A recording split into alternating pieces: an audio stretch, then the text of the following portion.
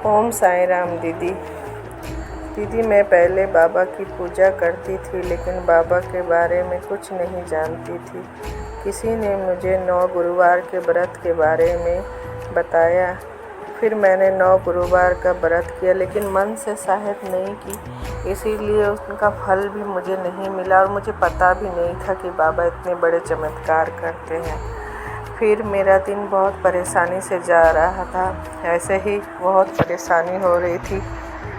फिर 2019 में मेरा सब कुछ ख़त्म होने लगा। लास्ट में मेरे बच्चे 10 में पढ़ रहे थे, एक 12 में लड़की पढ़ रही थी। अब ऐसा हो गया था कि आगे मैं बच्चे को पढ़ा नहीं सकती, इस तरह का नौबत आ गई थी। सारा घर का सामान हमने बिक्री उक्री कर दिया था। फिर हम लोग सोच रहे थे कि अब हम लोग यहाँ से चले जाएंगे, सिर्फ हस्बैंड ही कलकत्ता में रह के काम करेंगे, मैं गांव चली जाऊंगी। लेकिन कहाँ जाएंगे, कैसे जाएंगे, अकेले जाएंगे, कुछ पता नहीं था, बस रोते थे। फिर ऐसा हुआ, जनवरी के लास्ट में, फरवरी के समय मुझे अपने जो किराए के घर में थे वो घर 2020 में छोड़ना पड़ा, बहुत मुश्किल। फिर मैं अपनी मम्मी के घर जाके 3-4 महीने के लिए बोल के रहने लगी। मम्मी के घर गई, बहुत परेशानी थी दीदी, क्या बोलूँ। वहाँ पर मेरे बच्चे इन लोग के संग, मेरे संग बहुत ऐसा व्यवहार हुआ, मुझे कभी कुछ नहीं। बस सिर्फ तब मैं बाबा को भी नहीं जानती थी, मैं माता रानी की पूजा करती थी।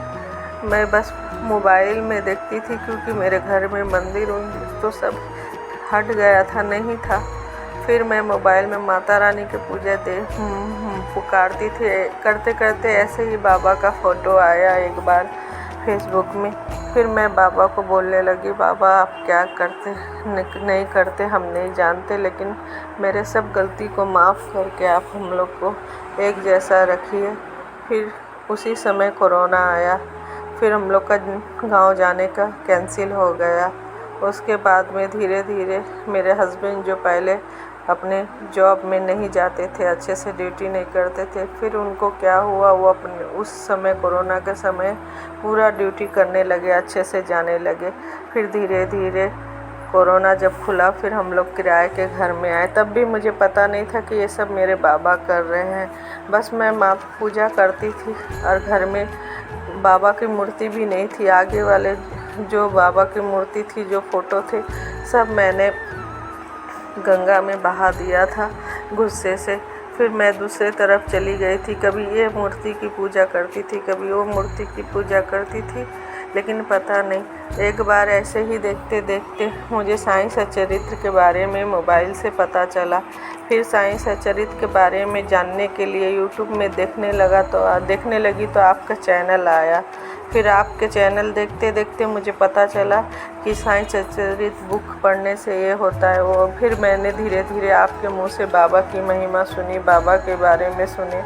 और अब तब से बाबा, मैं जब से बाबा को जानती भी नहीं थी, बाबा मुझे थाम के रखे हैं, और तब से मैं बाबा को मानती हूँ और बाबा को जानती हूँ।